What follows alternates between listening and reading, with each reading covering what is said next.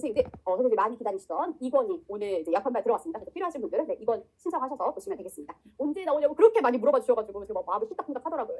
나왔습니다. 네, 좋습니다. 선생님들 교육과정 개발과 모형으로 드디어 넘어갑니다. 와, 신나다. 신을 내세요. 네, 우리 지금 이것을 이렇게 박수 잘 치는데 지금 선생님 안 치고 계시. 농담입니다. 네, 우리 신나게 이제 교육과정 어떻게 개발할 그 모형들은 뭐가 있을까를 보도록 하겠습니다. 앞에서 지금 봤었던 교과냐, 뭐 경험이 이거는 그동안 우리가 교육과정을 중요하게 다루는 내용을 뭘로 잡아갈 것이냐에 대한 흐름이었다고 보시면 됩니다. 좋아, 이게 중요해? 이제 결정하고 난 다음에는 이것을 어떻게 수업에서 운영을 할지 혹은 이 교육과정 전체에 대해서 어떻게 운영할지를 개발해야겠지.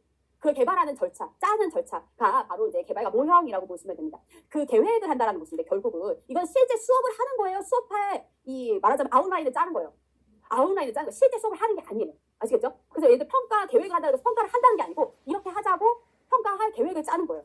보통 물론 이제 나중에 그것이 끝나고 난 다음에 어떤 요소들이 들어가 있긴 하지만 일반적으로는 전체 큰 틀 안에서 어떻게 교육 과정을 말하자면 1년짜리를 아니면 전체 뭐 5년짜리를 짤지에 대한 그런 계획 방안이다라고 좀 이해를 하시면 받아들이시기가 좋을 것 같습니다. 자, 그래서 선생님들 이 설계를 함의 기초를 한번 보고 가셔야 되는데요. 사실은 이거 이제 선생님 다 아세요. 우리가 교육 과정을 설계할 때 뭐를 고려해야 되냐? 어떤 것이 그 교육 과정 설계 안에 포함되어야 되느냐? 뭘? 그렇지. 너무 잘해. 평입니다. 맞죠? 목표라고 하는 것은 특히나 수업에서 너무나 중요하다. 반드시 고려해야 된다. 그 선생님들이 2차 실현을 준비하실 때도 수업 목표를 쓸 것이냐 말 것이냐 그래서 반드시 염두에 둬야 된다. 뭐 이런 논의를 우리가 꼭 하게 되는 거예요. 그만큼 모든 수업은 목표를 향해서 가야 됩니다. 목표 너무 중요해. 교육을 통해서 우리가 이루고자 하는 게 뭐야? 그게 바로 교육 목표입니다. 한 수업에서의 목표라고 하면 그 수업 목표가 되는 것이고 전체 이 교과에서의 목표가 될 수도 있고 아니면 전체 2015 아니면 2022 아니면 그 당해년도 학교의 목표들이 있을 수 있겠죠. 목표입니다. 우리가 어디로 가고자 하느냐, 뭐를 달성하고자 하느냐예요. 자, 그러면 그것을 달성하기 위해서 그 목표를 달성하기 위해서 우리는 어떤 내용을 가르쳐야 되느냐, 어떤 내용을 가르치고 배우게 할 것이냐를 정하게 되는 것이죠. 그게 뭐예요? 내용이에요. 내용. 그 다음에 그것들을 어떻게 똑같죠. 이거 목표고 이것은 what이 되는 것이고 그리고 이것은 how가 되는 거야. 그걸 어떻게 가르칠 거야? 라는 것이기 때문에 결국 어떤 전략들이나 자원들을 활용하게 될 것이냐, 어떤 활동들을 할 것이냐를 결정하는 것, 그리고 그것에 대한 큰 방향성을 제시해 주는 것이 설계에서 굉장히 중요한 부분이 되는 것입니다. 되셨죠? 그리고 나서 그것을 어떻게 평가할 거야? 이때 평가했다라는 것은 결국 뭐예요? 우리가 이 목표를 향해서 이런 내용을 이렇게 가르쳤어. 그러면 만약에 여기서 평가라면 뭘 평가해야 되겠어요? 애들이 이 목표에 도달했느냐를 봐야겠죠. 그래서 이것을 우리가 이제 도달한 부분에 대해서 확인하고 판단하는 것이 평가에서 굉장히 중요한 요소가 되는 것입니다. 되셨죠? 그래서 이제 그때 그걸 평가할 때 사실 평가도 방법이 되게 여러 개가 있죠. 선생님이 아는 평가 뭐 있어요? 지필평가, 수행평가, 또 아까도 했잖아. 자기평가, 동료평가, 그쵸? 또 뭐 있어? 형성평가 좋아, 또 총괄평가 좋아, 또 진단평가 좋아, 다 나왔어, 또 논술평가 봐, 논술형, 서술형, 다양한 요소들이 있습니다. 뭐가 됐든지 간에 그러한 어떤 방법과 어떤 도구들을 쓸지들을 구체화시키는 그러한 계획이 이제 평가 요소에 대한 계획이라고 생각하시면 됩니다. 되셨죠? 아주 구체적인 것들은 방법은 교수 방법에서, 그 다음에 평가는 교육 평가에서 더 다시 다루게 됩니다. 근데 말씀드린 것처럼 이제 교육 과정이라고 하는 것은 우리가 이 수업들을 통해서 아니면 당해 연도를 통해서 아니면 이 긴 시기를 통해서 어떤 방향성을 갈 것인가에 대한 큰 계획표이자 설계도가 되는 것이죠. 그러다 보니까 이 전체를 아우르는 그냥 교육 과정에만 한정돼서 하는 것이 아니라 방법과 평가에까지도 관여해서 그 계획을 짜고자 하는 것입니다. 그래서 설계 요소 안에 목내 방평이 다 들어가는 것이다 라고 이해하시면 됩니다. 그렇죠? 자, 좋습니다. 자, 그럼 이제 설계 자원 안에는 요런 요소하는 것이 있어요. 그러니까 짤 때 과학적인 부분도 고려하고 사회적인 부분도 고려하고 질감도 고려하고 이런 것들을 고려해야 된다는 거예요. 한번 보고 가시면 되겠고요. 이제부터 굉장히 중요합니다. 이제 설계를 함에 있어서 특히 교육 내용을 선정하고 그 내용을 조직함에 있어서 우리는 반드시 고려해야 되는 부분들이 있습니다. 이 부분은 상당히 의미가 있어서 그러다 보니 출제도 여러 차례 논술로 바뀌고 난 다음에도 여러 차례 출제가 되었고 다시 된다고 해도 전혀 이상하지가 않습니다. 우리가 이제 여기서 조직이라는 말이 나옵니다. 설계시 조직하면서 조직이라는 말이 나오는데 우리가 그 체조를 한번 했어요. 기억나세요? 총 같이 everybody say 시작. 총입니다. 수평적이고 수직적이고 총체적인 부분을 고려해서 설계를 해야 돼. 자, 여기서 조직이라는 말이 계속 나옵니다. 조직이 뭐냐? 다시 말하면 짠다라는 거예요. 어떻게 할지 짠다. 어떻게 할지를 짠다라는 것인데 그걸 짤 때 뭐를 고려해야 되는지를 구체적으로 얘기합니다. 일단 이거부터 볼게요. 수평적이라는 말이 있습니다. 수평적이라는 게 제가 뭐라고 얘기했습니까? 사실은 동시간대라고 얘기했죠. 이 동시간대 있을까이 아니라 어떻다는 거야? 동일학년 내 그 내용의 배열을 어떻게 짤 것인가요? 그런 문제. 그러니까 말하자면 수평적이니까 이게 횡적이에요, 종적이에요? 야, 이게 좀 헷갈릴 수 있구나. 이런 걸 횡이라고 하는 거. 이게 종이라고 하는 거죠. 아시겠죠? 횡적인 조직입니다. 횡적이다. 옆으로 알겠죠? 횡단. 국토 횡단. 그 국토를 물론 이렇게 그렇지 그거네. 아무튼 횡단 이겁니다. 아시겠죠? 수평적으로 횡단. 그리고 가까우나 비슷한 시간대. 그러니까 우리가 지금 이 순간이라고 얘기할 수는 없는 거죠. 이쯤의 시간대라고 잡는 거예요. 그러니까 한 학년, 똑같은 학년 이렇게 아니지만 보시면 이게 그 비슷한 시간대 이렇게 보시면 돼요. 이 시간대에 연관성 있는 내용들을 이제 배치를 해주면 관련 인물끼리 공부하면 좀 낫잖아. 아니 이렇게 가는 것보다 그렇게 할 때 고려해야 되는 부분들입니다. 이 수평적으로 잘 맞추면 어떤 부분이 있냐? 효율성이 높아져요. 효율성이 높아져요. 자, 그 다음에 뭐 하나 더 기억하셨으면 좋겠냐? 여기서 보면 이제 수직적인 조직입니다. 수직적. 종적. 잘했어요. 종적입니다. 종적인 조직이고요. 아까는 동일 학년 내를 얘기했죠. 여기서는 뭐예요? 그렇지. 학년 간의 배열에 대한 얘기예요. 그래서 제가 이렇게 이제 밑으로 가는 이유가 초 1, 2, 3, 4, 5, 6, 중 1, 2, 3, 고 1, 2, 3 이렇게 가는 거예요. 아시겠죠? 우리 이제 중등이니까 사실은 어디만 생각하면 돼요? 중 1, 2, 3, 고 1, 2, 3을 생각하지만 사실은 길게 보면 이 종적인 배치 안에 있다는 거예요. 그렇겠죠? 그 요소들을 고려해야 된다. 그러니까 이것은 학년 간의 배열이기 때문에 시간적인 순서에 따라서 순서대로의 요소를 고려해서 하는 것이 되게 중요하겠죠. 왜냐하면 순서가 해버리면 헷갈리잖아요. 특히 뭐 같은 건 순서가 엄청 중요해. 수학은 엄청 중요하지. 예를 들어서 2차 방정식을 우리가 공부함에 있어서 1차 방정식을 모르면서 2차 방정식을 가르치면 애들이 이해할 수 있겠습니까? 없다는 거예요. 사칙연산을 모르는데 갑자기 애들에게 뭐 분수의 그 사칙연산을 모르는데 갑자기 방정식을 넘어가 얘기 풀 수가 없어요. 무슨 말인지 아시겠죠? 이 모든 것은 특히 수학 같은 경우는 위기가 있어서 그런 과목은 순서를 잡는 게 대단히 중요하겠죠. 그것이 비단 아니더라도 우리가 그 순서를 맞춰서 해준다는 건 굉장히 의미가 있습니다. 시간적인 순서를 고려함에 있어서 구체적으로 어떤 내용이 있는지 좀 더 보도록 하죠. 그렇다고 하면 이제 총체적인 것은 무엇이냐면 결국은 이 수직적인 요소도 있고 수평적인 요소도 있고 전반적으로 아울러서 보는 요소들도 있어요. 그래서 책들에 따라서 약간 배치가 다르긴 한데 어쨌든 총체적이라는 말 자체가 전체적인이라는 의미로 이해를 하시면 되겠습니다. 그래서 수평적이라는 것은 동일 시간대다. 요 키워드. 수직적이라는 말은 시간적인 순서, 다시 말하면 우리가 학년 간의 배열이라고 이해하시면 되겠습니다. 그 다음부터 다시 수평적에 가서 보도록 하죠. 동일 학년 내에 비슷한 시간대에 있는 것을 조직을 할 때, 그 비슷한 시간대에서 조직을 할 때 우리가 뭘 고려해야 되나? 하나는 수평적이라고 했을 때 범위입니다. 그리고 두 번째는 뭐냐면요, 통합성이에요. 사실 통합성은 아까 봤었던 그 통합 그 느낌? 맞아, 아니야? 맞아요. 그걸로 이해하시면 돼요. 그러면 이제 우리가 범위를 보겠습니다. 범위를 이렇게 보니까 낯설고 어려운 용어 같지만 범위란 말 들어보셨어요? 안 들어보셨어요? 선생님, 시험 범위가 어떻게 돼요? 이런 말 해봤고 기간자셨으면 반드시 들어보셨을 겁니다. 시험 범위. 그 범위가 맞습니다. 다시 말하면 우리가 어디까지 다루느냐예요. 범위는 어디까지 다루느냐. 그래서 좁게 말하면 우리가 내용에서의 폭과 깊이를 말하는 것이고요. 이제 넓게 말하면 애들이 이제 이거를 학습하기 위해서 하게 되는 모든 경험과 활동들이 다 범위에 속하는 거예요. 범위에 속하는 거. 그래서 아주 더 좁게 말하면 내용의 폭과 깊이라는 것은 어떠한 주제나 활동까지를 다룰 바가 되는 것이고 아주 더 넓게 또 말해버리자면 전체적으로 어떤 영역까지를 다루느냐로 볼 수도 있습니다. 그래서 기본적으로 여기서 키 하나만 골라서 의자라고 얘기하신다면 우리가 다루게 되는 내용의 폭과 깊이다. 사실 이게 가장 잘 범위를 드러내주는 여기서 키워드입니다. 그래서 우리가 어떤 목표에 대한 내용을 다루고자 할 때 어디까지 다룰 것이냐를 전체적으로 얘기하는 말이지만은 결국 키를 뽑자면 우리가 다루는 내용의 폭과 깊이입니다. 예를 들어 음악 시간에 현악기까지 배운다라고 해봅시다. 현악기를 배운다. 현악기가 몇 종류가 있죠? 음악선생님 대답해주세요. 4종류밖에 없어요, 현악기가? 제가 잘 모르니까 제가 아는 선에서 얘기하겠습니다. 예를 들어서 처음에는 바이올린을 배워. 그 다음에 첼로를 배워. 그 다음에 비올라? 괜찮아? 네. 근데 이거를 처음부터 다 배워. 어렵겠죠? 그러니까 순서를 정할 거 아니야. 첫 학기에는 바이올린과 그 다음에는 바이올린과 첼로를 그 다음에는 바이올린과 첼로와 비올라까지 배워. 이게 범위예요.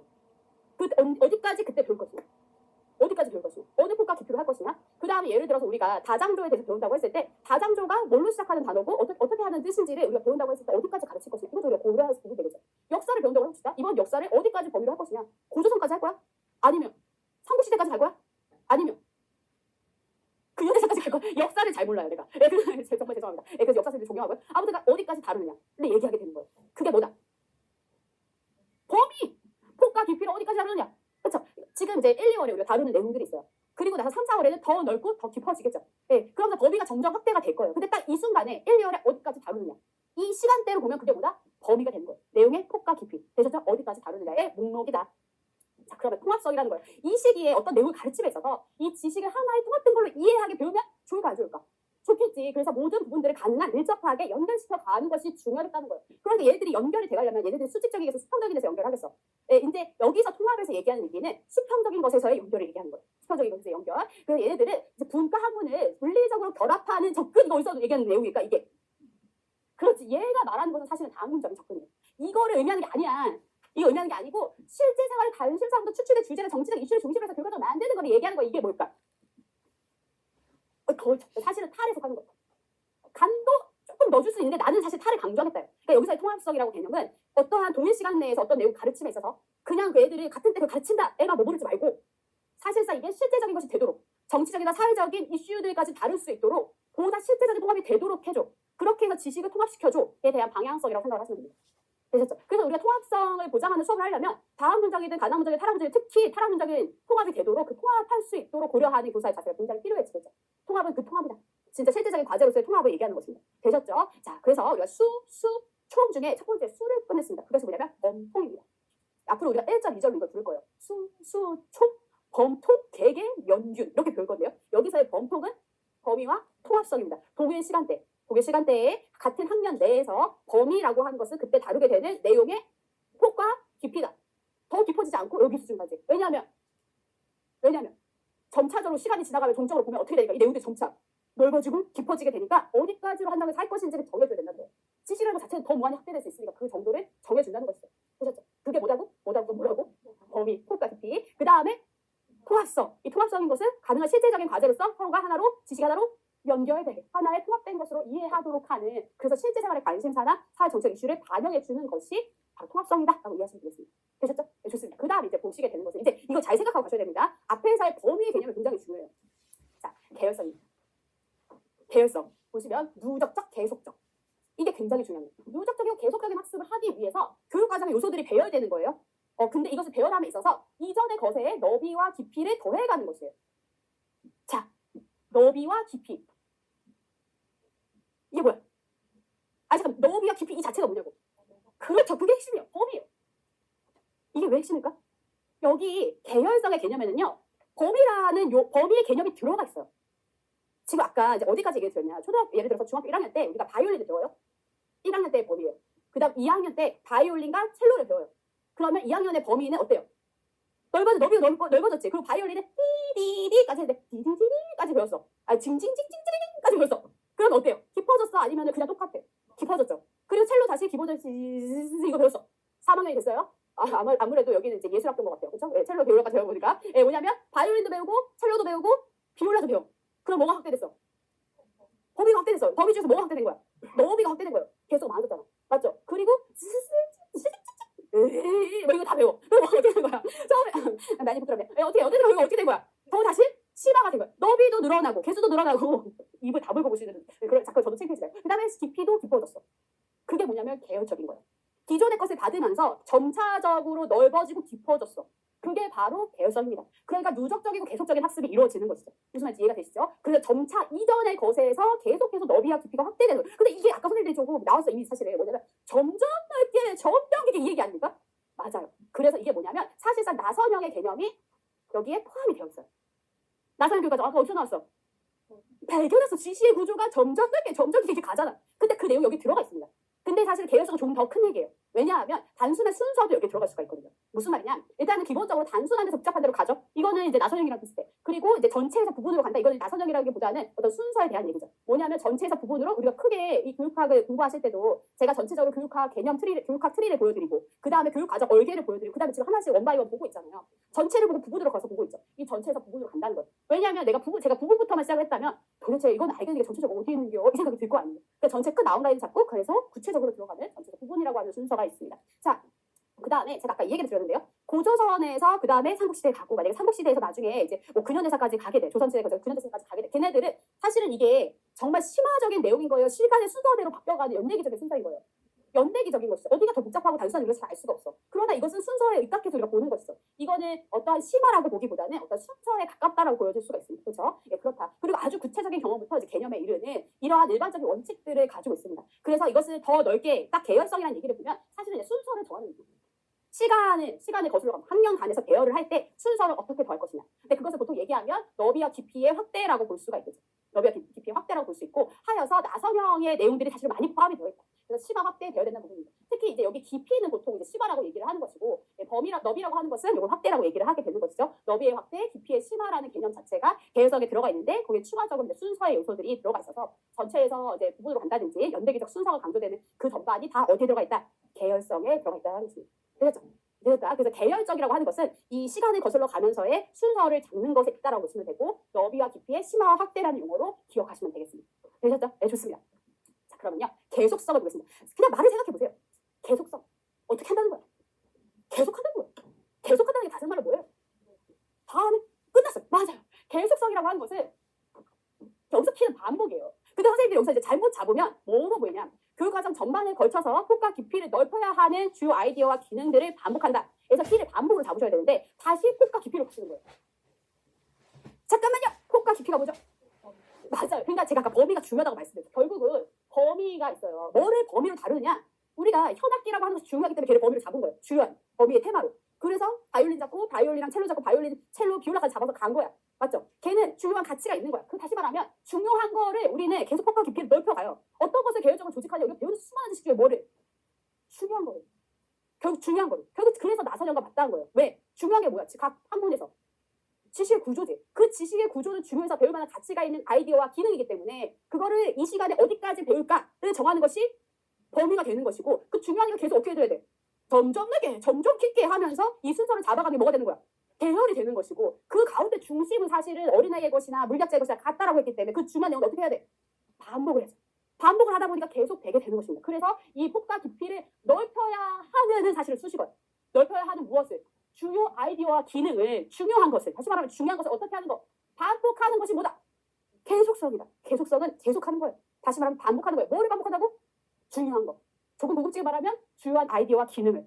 이 주요한 아이디어와 기능은 뭐냐고? 계속 시간이 걸쳐감에 따라 다시 말하면 교육과정 전반에 걸쳐서 계속 넓혀가야 하는 뭐를 넓혀? 폭과 깊이를 넓혀가야 하는 즉 범위를 확장해 가야 하는 다시 말하면 범위를 계속 심화하고 확대해 가야 되는 그 중요한 것을 뭐 하는 것이다? 반복. 키는 반복입니다. 되셨죠? 어려워 안 어려워? 지금 들으면 안 어려워. 지금 손잡이 어려워. 네, 근데 이렇게 키를 잡아서 가시면 되겠습니다. 그래서 어떤 특정 지식이나 어떤 학습 영역에서 중요한 부분이 있다면 이것을 계속 반복적으로 다루게 되는 거예요. 예를 들어 신문에서 광합성이 중요해. 광합성이라는 게 있어. 그래서 얘는 그걸로 신문을 잘 알아. 이거 배운 다음에 나중에 그 광합성과 관련되는 화학식을 배우죠. 그 광합성이라고 하는 부분을 계속해서 반복되고 있는 거예요. 걔가 제일 중요한 뿌리였어. 무슨 말인지 아시겠죠? 네, 그렇다고 생각을 하시면 되겠습니다. 그래서 이 어떤 지식이나 영역에 있어서 시간이 경과함에 따라서 동일한 내용이 다시 말해 동일한 개념이나 기능이 계속 반복적으로 다루어져야 돼요. 그래야지 어떻게 돼? 왜 반복하는 거야? 중요하니까. 중요한 걸 왜 반복하는 거야? 잊지 말라고. 중요한 거 잊지 말라고 계속 반복하는 거예요. 아시겠죠? 잊지 않기 위해서 계속 반복하게 됩니다. 그래서 이것을 계속 반복하게 되면 잊지 않게 되는 것이고 점차 깊이 있게 이해하고 사고할 수 있게 되겠죠. 네, 그런 장점들을 가지고 있고 그래서 이게 반복돼야 되는 건 그런 단점이 선생님들 반복된다고 생각해보세요. 아 벌써 지루하잖아. 그렇죠? 반복되면 지루해요. 지루해. 그것이 갖는 단점이에요. 계속성이 갖는 단점. 그런데 얘를 왜 계속 반복하느냐? 그렇게 하면서 당장의 필수적인 것을 잊지 않고 기억할 수 있다가 장점이 되겠죠. 자 그러면 얘가 단순히 반복되면 얘는 계속성인데 얘가 반복되면서 점점 그 내용이 깊어지고 넓어지면 계열성이에요. 얘의 장점은 뭘까요? 계열성이 계속 확보됐을 때 장점은? 어떠한 내용들에 대해서 그냥 그 말을 다시 풀어주시면 돼요. 어떤 중요한 내용에 대해서 심화하고 확대하여서 개념들을 잘 습득할 수 있게 된다. 라고 얘기할 수 있겠죠? 걔가 갖고 있는 단점은 뭘까요? 지나치게 어려워진다는 거예요. 반복만 되는 게 아니고 그거를 계속 가다 보면 솔직히 광합성의 화학식을 왜 알아야 되는 학생들 죄송합니다. 네, 근데 그렇게까지 갈 수 있는데 지나치게 어려워지고 복잡해질 수 있고 학생들의 발달 수준에 맞지 않아질 수 있는 가능성도 가지게 되는 것이죠. 되셨죠? 네, 거기까지 좋습니다. 잘 따라오십니다. 자 이번에는요. 요거 조금 헷갈리실 수도 있으니까 지휘 집중해볼게요. 집중의 박수를 짝짝짜라라. 너무 유치하다. 그죠? 그냥 한번 해볼게요. 집중의 박수 시작. 짝짝짜자자. 인강쌤도 왜 안 하셨죠? 인강쌤도 하겠어요. 짝짝짜자 잘하셨고요. 자 갈게요. 총체적 조직에서 연계성이라는 말이 있습니다. 연계성은요. 얘네들이 서로 관련을 맺어서 연계해 간다는 거예요. 상호의 관련성. 상호 관련성이 결국 연결 지어 간다는 얘기죠. 그러니까 이게 선생님들이 이제 연결 지어 간다는 말이 되게 사실 다 연결시키는 거예요. 그렇죠? 계속성도 계속 연결해서 계속 한다는 얘기고 계열성도 계속 연결해서 점점 넓고 깊어져 이런 식으로 헷갈리시니까 그냥 얘 연계성이라는 개념은 결국은 연결시키는 것에 방점을 가지고 있구나 라는 것으로만 생각을 하시고 구체적인 내용을 들어가요. 이 연계성은 두 가지로 나뉘어집니다. 하나는 이 안에서 수직적 연계성이 있고 또 여기서 수평적 연계성이 있어요. 수직적 연계성과 수평적 연계성이 다 있습니다. 수직적 연계성은 뭐겠어요? 수직적 연계성은 수직적이라는 제가 아까 시작을 하면서 수평적과 수직적의 개념을 먼저 찾고 들어갔죠. 수직적인 연계성이라는 것은 결국 뭐가 되는 거예요? 시간의 순서대로 연결되어야 된다는 거예요. 그래서 여기 수직적 연계성에서 핵심은 예컨대 우리가 중요하게 다루는 내용이 있잖아요. 지금 그것을 이렇게 계열적으로 해서 나선적으로 만들어가려고 얘기를 했어요. 근데 이것을 가르침에 있어서 우리가 여기서 여기쯤에서 끝났단 말이야. 1학년 2학기 겨울방학의 진도가 종합식의 진도가 여기서 끝났어요. 그럼 2학년에서 시작을 할 때 이거를 어디서부터 시작을 해야 되겠어요? 여기서 시작해서 이렇게 가야겠지. 근데 이제 2학년 선생님들은 애들이 1학년 공부 시기를 했는데 설마 여기를 모르겠어? 여기서부터 시작을 해야지 하고 어디서 시작을 하게 되냐면 여기서부터 시작할 가능성이 있어요. 그러면 어떻게 돼? 여기가 끊겨. 그리고 그 다음에 이제 여기서 시작을 해야 되는데 3학년을 시작함에 있어서 당연히 알 것이라고 생각을 하고 여기서 시작을 하게 돼. 그럼 또 어디가 끊기는 거야? 여기도 끊겼는데다가 여기도 끊기게 돼요.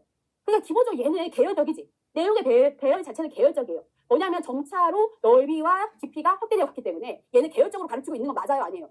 맞아요. 계열적으로 가르치는데 중요한 건 수직적으로 얘들이 연결이 잘 됐냐? 에서는 그렇지 않다는 거예요. 수직적 연계성이라는 것은 어떤 계열상 어떤 측면이 나중에 나오는 수업, 나중에 나오는 핵심이에요. 나중에 나오는 수업, 주제, 과정과 갖는 관계를 얘기하는데 핵심은 후속학습의 선행적거리 되는 학습이 맞물리게 된다. 이것이 무슨 말이냐? 이 뒤에 말로 이해하시면 됩니다. 후속학습의 출발점이 이전 학습의 종결점과 맞물리게 조직해야 된다는 거예요. 이게 무슨 말이냐? 예를 들어서 우리가 여기서 미지수의 개념을 배웠어요. 그러면 그 다음에 미지수의 개념을 다시 리뷰해주는 것부터 시작을 해가지고 1차 방정식을 배워야 돼요.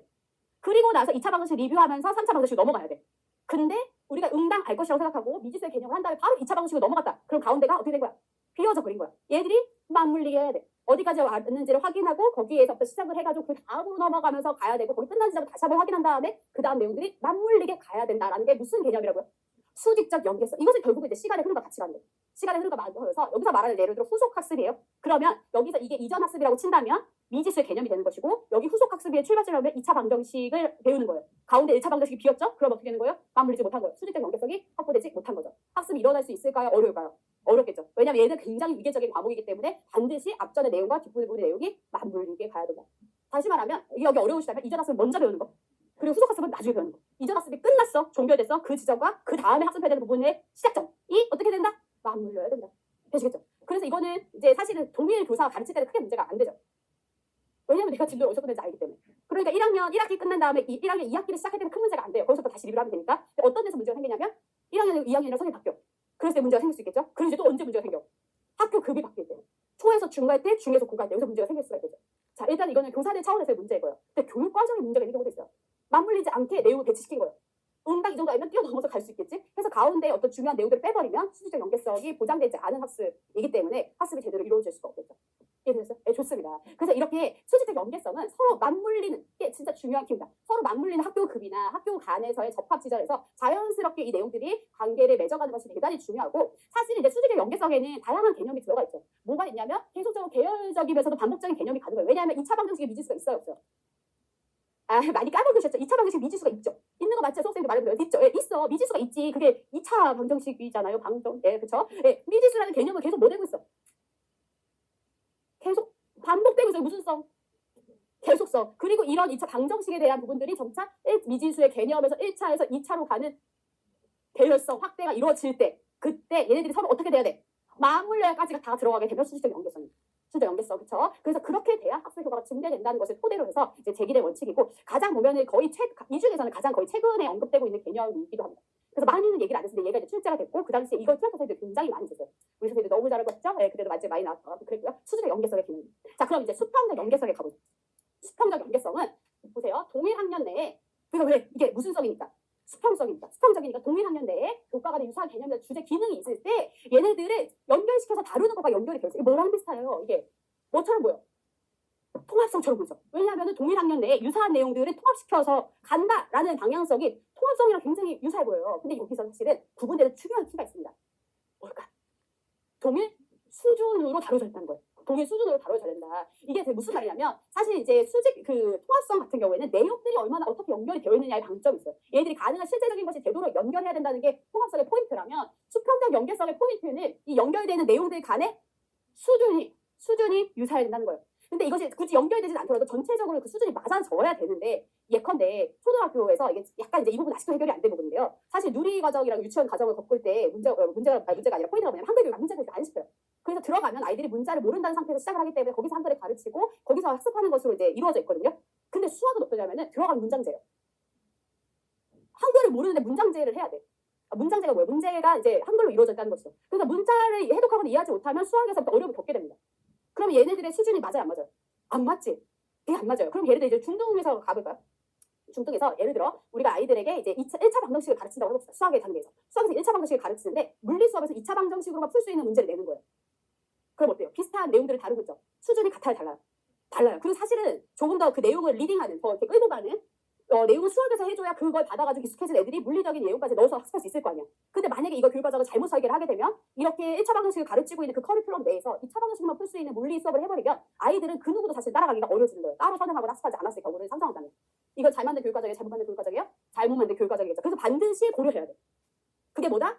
수평적 연계성이다. 그래서 여기는 여러 이제 내 교과 간의 유사한 개념을 가르칠 때 얘네들은 동일한 수준으로 다루어져야 된다. 키워드 동일한 수준을 잡아서 가시면 되겠습니다. 자, 제가 이제 총체적 조직 같은 경우에는 책에 따라서 분류가 다르다는 얘기를 들었는데요. 지금 이제 총체성을 얘기했잖아요. 총체성 중에 하나가 연계성이고, 그렇죠? 하나가 이제 뒤에 보면 균형입니다. 그리고 연계성이 어떻게 나눠지냐면 수직적과 수평적으로 나눠지게 되는 거죠. 예, 그 수직적의 키는 앞에서 보는 이전 학습의 종결점과 뒤에서 시작하는 후속 학습의 출발점이 맞물리의 키워드 그렇게 잡아가는 것이고요. 여기 수평적 연계성의 키워드는요. 그렇죠. 유사한 개념을 다루고 있어서 동일한 수준을 고려해서 조직해야 된다는 게 키워드예요. 되셨죠? 그렇게 해서 이거 총체성으로 묶는 데가 있는가 하면 우리가 앞에 뭐가 있었냐면 수직적, 아니 이제 수평적 되죠?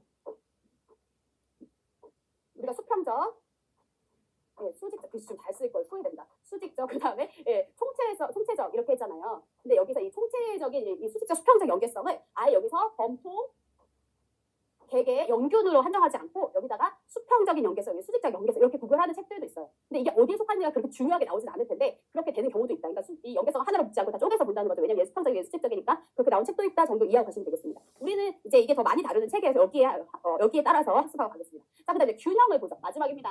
교육 과정 내에서의 왜곡이 생기면 안 된다는 거예요. 뭐냐? 왜곡이라는 거예요. 치우친다는 거예요.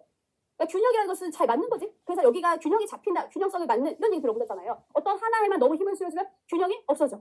그래서 균형을 잡아준다는 것은 왜곡이 발생되지 않게 한다. 그래서 다시 말하면 각각이 다 적절한 비중으로 다루어져야 된다라는 의미예요. 이거는 되게 다양한 측면에서 균형을 얘기할 수 있어요. 뭐가 제일 먼저 떠오르세요? 그 인정심. 인지적인 측면과 정의적인 측면과 심동적인 측면이 다 잘 다뤄지면 좋겠죠. 이게 가장 이제 균형에서 중요한 부분 아니겠어요? 또 어떤 부분이 있을 수 있냐면 어떤 개인적인 목표와 사회적인 목표, 지적인 측면에서의 중요성이 있을 수 있겠고 교과라는 측면과 학습자라고 하는 측면, 다시 말하면 지식과 경험이라는 측면에서도 조화가 이루어지면 좋겠죠. 균형이 맞으면 좋겠죠. 그리고 공통 내용이 중요해요. 선택 효과가 중요해요. 이것도 어려운 일이야. 공통적인 부분도 중요하고 선택적인 부분도 중요한데 그것도 균형을 맞추는 게 중요할 거야. 폭이 중요해, 깊이가 중요해. 그러니까 예를 들어 선생님 이거 생각해보세요. 유럽 여행 가. 나라를 많이 돌고 올래? 하나를 깊게 보고 올래? 그게 폭과 깊이에 대한 내용이에요. 지식 개수를 많이 보고 올래? 아니면 그걸 하나를 해도 깊게 다룰래? 사실 어려운 문제죠. 어려운 문제. 그런 것에 대해서의 전방위적인 균형들을 고려해야 된다는 거예요. 그게 바로 이제 균형입니다. 그래서 어쨌든 이것을 통괄적으로 보자면 교육과정이 왜곡되지 않게 각 측면들이 적절하게 다뤄질 수 있는 것이라고 볼 수 있겠고 그 균형은 다각적인 측면에서의 균형으로 확대되고 생각할 수 있다. 이렇게 보시면 되겠습니다. 되셨죠? 네, 좋습니다. 자, 그러면 우리가 이렇게 이런 설계 모형 나중에 한번 기회가 있으면 다루도록 하겠고요. 전체적인 내용을 한번 정리해 보도록 하겠습니다. 여기 들어가기 전에요.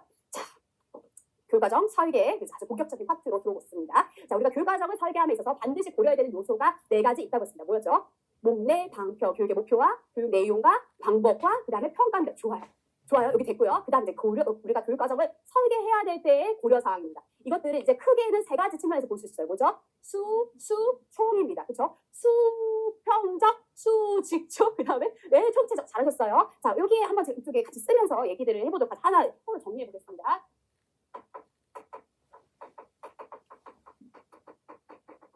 잘 잡히나요? 네, 고려 사항입니다. 3가지 측면에서 일단 크게 접근할 수가 있다. 아까 이제 2가지로만 하는 경우도 있다고 얘기를 드렸죠. 자, 하나가 뭐냐면 수총부터 해볼게요. 수총입니다. 라고 했을 때 수평적 이것은 동시간대라고 하는 키워드를 가지고 있어요. 그 다음에 수직적 그 다음에 총체적입니다. 총체적은 전체를 아우르는 것이고요. 수직적이라는 것은요. 시간적인 배열 순서에 따라서 간다라는 얘기했습니다. 그래서 학년 간이 되는 거죠. 이거 5학년 내가 된다면 자 수평적인 안에서 우리가 어떻게 또 나눌 수가 있었어요? 범통 1절은 수총이고요. 2절은요. 범통 대개 그렇죠. 연균입니다. 되셨죠? 자 그러면 여기서 범위 통합성 계열성 계속성 연계성 지금 안 나와도 나오는 척 하면서 따라오세요. 그 다음에 균형입니다. 그렇죠? 자 연계성은 사실 하나로 더 나눠졌습니다. 어떻게 나눠지죠? 수직적 연계성과 그 다음에 수평적 연계성으로 나눠지죠. 맞아요? 네 좋습니다. 이제는요 각 워딩의 키워드를 한 번씩 잡아보겠습니다. 우리가 내 범위라고 했을 때는 뭐죠? 그렇지. 여기서 키는 결국은 내용의 폭과 깊이입니다. 어디까지 다룰 거야 그 시간대에. 되셨죠? 자, 통합성이라고 하는 것은 뭐죠? 얘네들 내용 간의 연결이에요. 내용 간의 연결인데 사실은 이제 얘가 어떻기를 바랍니까? 실제적이기를 바랍니다. 얘 지향 방향은 실제에 있습니다. 맞아요? 네, 맞아요. 보통 제가 맞는 말을 합니다. 자, 이제 계열성으로 가보죠. 계열성은 뭐죠? 계열성은 폭과 깊이의 폭은 어떻게 돼야 돼? 확대. 깊이는 심화의 내용이 들어가 있고요. 플러스 순서의 개념이 들어가 있습니다. 그렇죠? 그래서 네 가지 측면에서 볼 수 있는데요. 단순에서 복잡으로, 전체에서 부분으로, 연대기적인 순서, 이런 것들이 고려돼서 강조되는 게 뭐다? 계열성이다. 되셨죠? 네, 계열성입니다. 폭과 깊이가 계속해서 확대되고 심화되는 거라서 사실은 어떤 개념이 이 안에 들어가 있어요? 그렇지. 나선형의 개념이 들어갔다. 되셨죠? 나선형 어디서 왔지? 지시구조, 불운항, 항우주식 교육과정에 그 개념이 들어가 있는 것입니다. 되셨죠? 자, 계속성입니다. 이것은 뭐죠? 여기서 키워드는 반복이에요. 뭐를 반복해? 중요 개념과 아이디어, 기능. 기능을 반복합니다. 사실은 뭐냐면 폭과 깊이를 넓힐 만한 가치가 있는 중요 기능과 아이디어를 계속해서 반복한다는 거예요. 반복한다가 핵심입니다. 되셨죠? 자, 수직적 연계성에는요. 후속 학습의 무엇이? 학습의 출발점이 뭐랑 맞물려야 돼? 말해보죠. 키가 이게 맞물리기가 키고요. 뭐랑 맞물려야 돼? 네, 이전 학습의 종결점과 어떻게? 그렇지. 맞물리기가 키입니다. 맞물리기. 이게 한다. 그렇죠. 그래서 연결이 될 수 있도록. 안 그러면 학습이 굉장히 어려워지게 될 겁니다. 그러면 수포자공도 생겨나게 되겠지. 되셨죠? 수평적 연계성은 동일한 유사한 개념 내용들 간에 동일한 수준을 확보해 주는 것이 아주 중요하다는 것이죠. 균형은 치우침이 없고 왜곡되지 않게 잡아주는 균형. 여러 가지 영역들을 다 비슷한 비중으로, 적절한 비중으로 다 다뤄주는 것이 균형입니다. 이게 얼마나 중요한 개념이냐면 사실은 여기서 지금 출제가 안 된 게 수평적 연계성하고 균형밖에 없고 나머지는 다 출제가 되었습니다. 다 출제가 여러 차례에 걸쳐서 출제되었습니다. 엄청 중요하죠. 얘가 다시 나올 수 있을까요? 없을까요? 출제된 거 출제되지 않으면 다 다시 출제될 수가 있습니다. 되셨죠? 그리고 아까 말씀드린 것처럼 여기 수직적 연계성을 수직적인 조직의 방안으로 또 수평적 연계성을 수평적인 조직의 방안으로 넣어서 하는 경우도 있더라까지 기억하고 가시면 되겠습니다. 사실상 이 모든 이제 설계에서 고려해야 된다고 하는 요소들은 그리고 이 내용은 저희 필기노트로 나가게 되니까 혹시 지금 못하셨더라도 부담 갖지 않으시기 바랍니다. 우리 인강생도요. 이 모든 설계에는 사실 효율적인 효과적인 학습과 연결이 되어 있죠. 네, 그래서 만약에 이거 장점을 써가지고 생각이 안 난다. 효율적인 효과적인 학습에 도움이 된다라고 쓰면 사실은 틀릴 수는 없어요. 이거 전체를 아우르는 큰 장점이라고 얘기할 수가 있습니다. 그러나 이제 여기서 장단점을 좀 더 분할해서 볼 수 있는데 1, 2, 여기까지만 알고 가셔도 아주 중요한 걸 잘 알고 가시는 겁니다. 되셨죠? 자, 제가 웬만한 선생님들에게 뭐 이제 백지인치 이런 거 얘기 안 드리는데 요거는 집에서 이 수준까지 쓰실 수 있도록 공부를 해보시면 아주 좋습니다. 좋죠? 네, 좋습니다. 저희는 이제 직강 기준으로는 신나는 점심시간입니다. 점심을 먹고 그 다음에 구체적으로 이것을 적용해서 만들었던 파일러 이론부터 하나씩 부셔보도록 하겠습니다. 이따가 뵐게요. 감사합니다.